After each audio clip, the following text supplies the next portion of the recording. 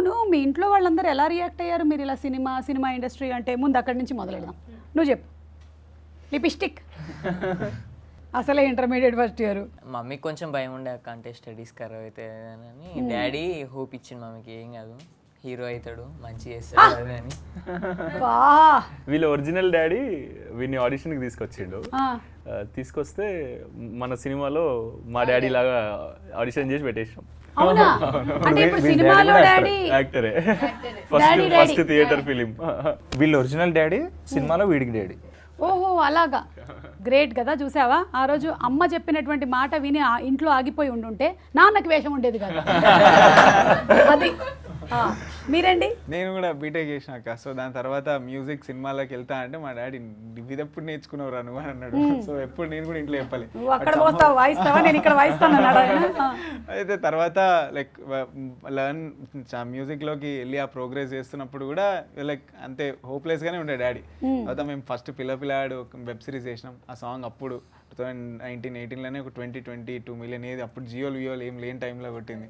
అప్పుడు మా డాడీ నిజంగా నీ పాటనేనారా.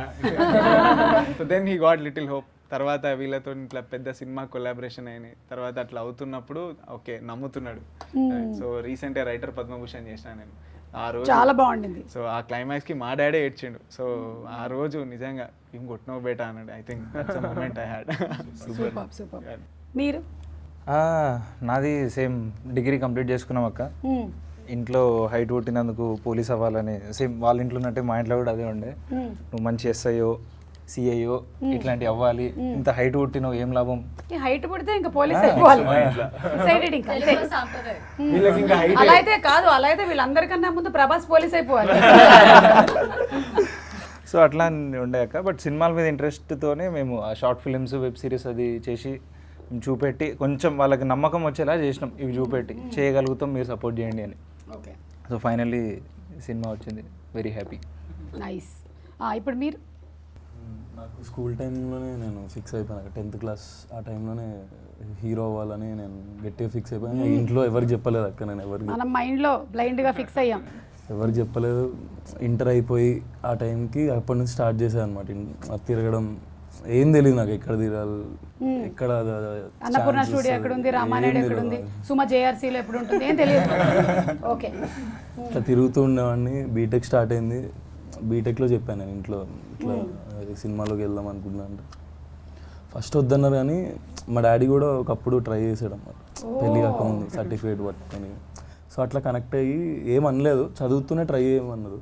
చదువు అయిపోయింది, ఇప్పుడు ఎంబీఏ చేస్తున్నాను. డిస్టెన్స్లో ట్రై చేసుకుంటూ ఒక 6-7 years ట్రై చేస్తుంటే ఈ ఆడిషన్ వచ్చి సెలెక్ట్ అవ్వడం. సూపర్. అసలు నువ్వు? నేను చిన్నప్పటి నుంచి చైల్డ్ యాక్టర్ ఉంటుండే అక్క. మా మమ్మీ నన్ను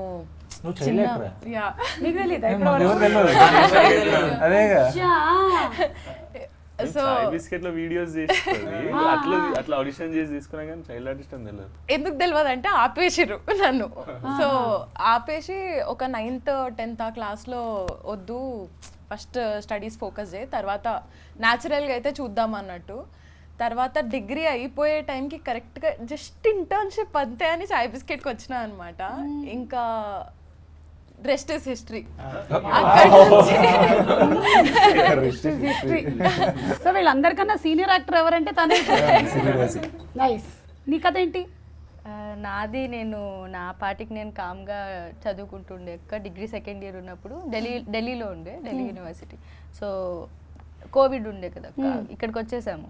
వచ్చి ఇంకా కామ్గా నా పని నేను చూసుకుంటుంటే ఏదో ఆడిషన్ ఉంది డాడీ వెళ్ళనా అని అంటే సరే వెళ్ళు, ఆరకోపలేదు. నువ్వు కామ్గా నీ పని చూసుకోవట్లేదు, ఆడిషన్స్ ఎవరు పెడుతున్నారని చూసుకుంటా. ఆ టైంలో ఆడిషన్ పడింది. అది కూడా కళ్యాణ్ వాళ్ళే అక్క. నాకు చెప్పారు ఆడిషన్ జరుగుతుంది. తెలుసా ముందే? Tick talk makers. ఓహో, అది బ్యాన్ అయిన తర్వాత ఏం చేయాలో తెలియక అప్పుడు ఆడిషన్స్ ఉన్నాయా? ఆడిషన్స్ ఉన్నాయా అక్కడ?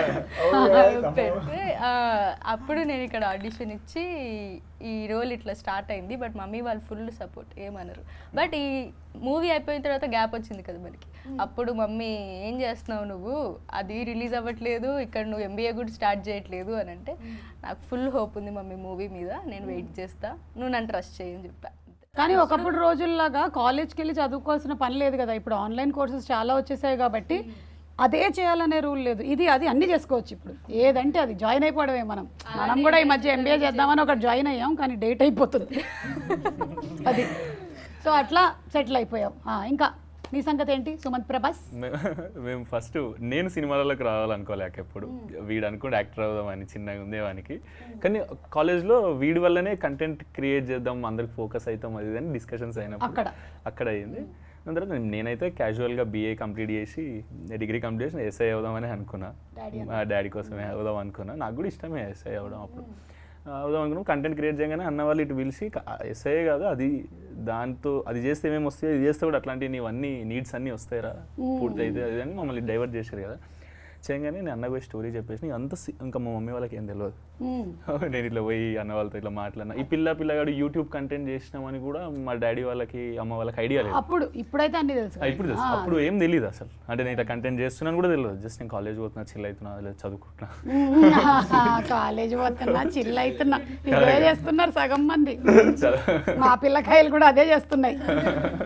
చదువుకుంటున్నా అయిపోతుంది అనుకున్న టైంలో డిగ్రీ 3rd year ఎగ్జామ్స్ అయిపోతున్నాయి. అప్పుడు అన్న వాళ్ళు వెళ్ళి నేను సైన్ చేసేసిన సినిమా వచ్చి, నేను నెక్స్ట్ ఎస్ఐ అవన్నీ చేయట్లేదు మమ్మీ, నేను సినిమా డైరెక్టర్ అవుదాం అనుకుంటున్నా. నేను ఆల్రెడీ సైన్ కూడా చేసేసిన, సినిమా చేస్తున్నా. ఎవరా నీకు సినిమా ఇచ్చింది, పిచ్చా నీకు ఏమన్నా, ఏం మాట్లాడుతున్నావు అన్నాడు మా డాడీ. తెలియదు ఫస్ట్ ఏం, మన కాందాన్లే లేదు సినిమాకి సంబంధించింది, అటువై ఏం చేస్తావు నువ్వు అని అన్నాడు మా డాడీ. అనగానే లేదు డాడీ, నాకు యాక్చువల్గా ఇట్లా నేను యూట్యూబ్లో కూడా ఇట్లా చేస్తున్నా, మీకు స్మార్ట్ ఫోన్ లేదు ఎలా డాడీ అన్న, ఇట్లా చూస్తారు, మన కంటెంట్ మంచిగానే ఉంటుంది, సో ఇది చేసినా బాగానే ఉంటుంది, నీకు దీంతో కూడా నేను ఈ పని చేస్తే కూడా నీకు రెస్పెక్ట్ వస్తుంది, ఈ పని చేస్తే కూడా మనకు డబ్బులు వస్తాయి, ఈ పని చేస్తే మనకి ఏం కావాలో అన్నీ వచ్చేస్తాయి అని క్లియర్గా ఎక్స్ప్లెయిన్ చేసిన 2 hours. చేసినాక మా మమ్మీ ఒక మాట అన్నది, మనం చాలా చాలా చిన్న ఫ్యామిలీస్లో ఉన్నాం, నువ్వు వెళ్ళేది చాలా పెద్ద ఫ్యామిలీ, పెద్ద ప్రపంచం, అక్కడ ఎట్లా గెలుస్తావో అర్థమవుతలేదు నాకు అని అన్నది. తొక్కేస్తారంటారు కదరా, ఎందుకు ఇవన్నీ మనకు, నువ్వు నిజంగా మంచిగా చేస్తే అయినా అంటే మనం ఇంటికి వచ్చి నమస్తే పెట్టిపోతారు, అది మంచిగా ఉంటుంది అంటే మమ్మీ. అనగా నేను లేదు, ఇది చేస్తే కూడా ఇంటికి వచ్చి నమస్తే పెట్టిపోతారు మనం మంచి కంటెంట్ చేస్తే అని చెప్పిన. కానీ నేను మా ఫ్రెండ్స్తో కూడా అంటుండే, నేను వాట్సాప్ స్టేటస్లో మొత్తం ప్రతి సెలబ్రిటీవి పెట్టినాం. మీరు గమనిస్తే మా మమ్మీ మీ టీవీ షోస్ అన్నీ చూస్తుంది, అందుకే మా అమ్మ చూస్తుంది టీవీ షోస్ పక్కా అని మీ లైన్ అందుకే రాసిన మా మమ్మీ కోసం. మా మమ్మీ అన్నీ వాట్సాప్లో ఇప్పుడు చూస్తున్నారు. అన్నీ చూస్తే మా మమ్మీ నాకు ఫోన్ చేసి, నేను ఇట్లా సపోర్ట్ చేయరేమో అనుకున్నా కానీ ఇంతమంది నువ్వు ఎవరో కూడా తెలియదు, మన డాడీకి తెలియదు, నాకు తెలియదు, అయినా కూడా ఇంతమంది వచ్చి మీ సినిమా, ఈ సుమంత్ సినిమా చూడండి అని ఇంతమంది ప్రమోట్ చేస్తుంటే మంచిగా అనిపిస్తుందిరా. మమ్మీ మస్తు ఖుషి అయింది, ఇప్పుడు నాకు అక్కడ గెలుస్తావు అనిపిస్తుంది, ఎందుకంటే నీకు ఇంతమంది ఉన్నారు గెలిపించడానికి అని, యాక్టర్స్, ప్రొడ్యూసర్స్, డైరెక్టర్స్ అందరూ చేశారు కదా. సో మెనీ, ఒక Vijay Devarakonda, Naga Chaitanya, Vishwak, Rana, actors, directors, producers అందరూ ఆల్మోస్ట్ టాలీవుడ్ మొత్తం వీళ్ళ సినిమా చూడండి అని డాన్స్ చేస్తూ చెప్పిరక్క మీతో సహా. చాయ్ బిస్కెట్టా మజాకా. ఓకే, అయితే కంగ్రాచులేషన్స్ అందరికీ.